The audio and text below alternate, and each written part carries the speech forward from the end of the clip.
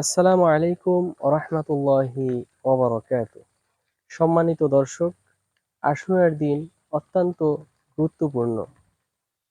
আশুরার দিন হচ্ছে মুহররম মাসের 10 তারিখ, আর হিজরি মাসের প্রথম মাস হচ্ছে মুহররম মাস। রমজান মাসের রোজা ফরজ হওয়ার পূর্বে এই আশুরার রোজা আবশ্যক ছিল। যখন রমজানের রোজা ফরজ হয়, তখন এই আশুরার রোজা মুস্তাহাব হয়ে যায়। সুতরাং এই দিনে যদি কেউ রোজা না রাখে, তাকে রোজা রাখার জন্য বাধ্য করা যাবে না। যে এই দিনে রোজা রাখবে সে নেকি পাবে, আর যে রোজা রাখবে না সে কোনো নেকি পাবে না। আশুরার দিনের অত্যন্ত গুরুত্বপূর্ণ আমল হচ্ছে এই দিনে রোজা রাখা। রাসূল করিম সাল্লাল্লাহু আলাইহি ওয়াসাল্লাম সাহাবীদেরকে নিয়ে এই দিনে রোজা পালন করেছেন। দ্বিতীয় একটি আমল হচ্ছে শিশুদেরকে এই দিনে রোজা রাখার প্রতি উৎসাহ প্রদান করা, যাতে তারা রোজা রাখার জন্য আগ্রহ প্রকাশ করে। আর তৃতীয় একটি আমল হচ্ছে এই দিনে পরিবারে খাবারের মান একটু উন্নত করা।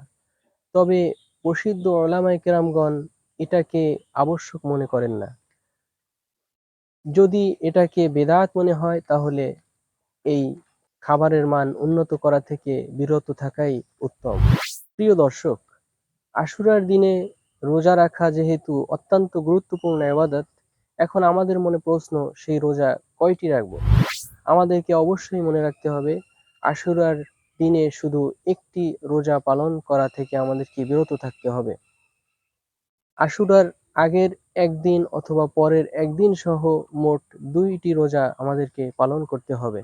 যদি 2টি রোজা পালন না করা হয়, তাহলে সেটা মাকরুহ বা অপছন্দনীয় হবে। রাসূল করিম সাল্লাল্লাহু আলাইহি ওয়াসাল্লাম আশুরার দিনে ইহুদিদের বিরোধিতা করে রোজা রাখতে বলেছেন। ইহুদিরা শুধু আশুরার দিনেই রোজা রাখে, আর রাসূল করিম সাল্লাল্লাহু আলাইহি ওয়াসাল্লাম আমাদেরকে আশুরার আগের দিন অথবা পরের দিন সহ মোট 2টি রোজা রাখতে নির্দেশ প্রদান করেছেন।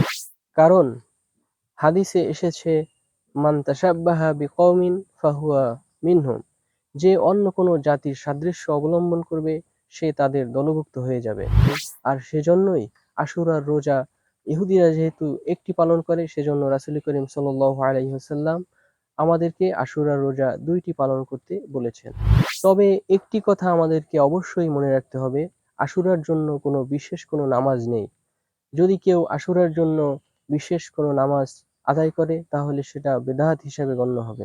কারণ হাদিস এবং কোরআনে কোথাও আশুরার দিনে নামাজ বা সালাত আদায় করার কোনো নির্দেশ প্রদান করা হয়নি, বরং রোজা পালন করতে বলা হয়েছে।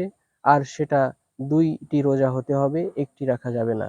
তো আমাদেরকে অবশ্যই মনে রাখতে হবে, আশুরার গুরুত্বপূর্ণ আমল হচ্ছে এই সিয়াম পালন করা। তো আল্লাহ পাক আমাদেরকে সঠিক বুঝ দান করুন। আসসালামু আলাইকুম।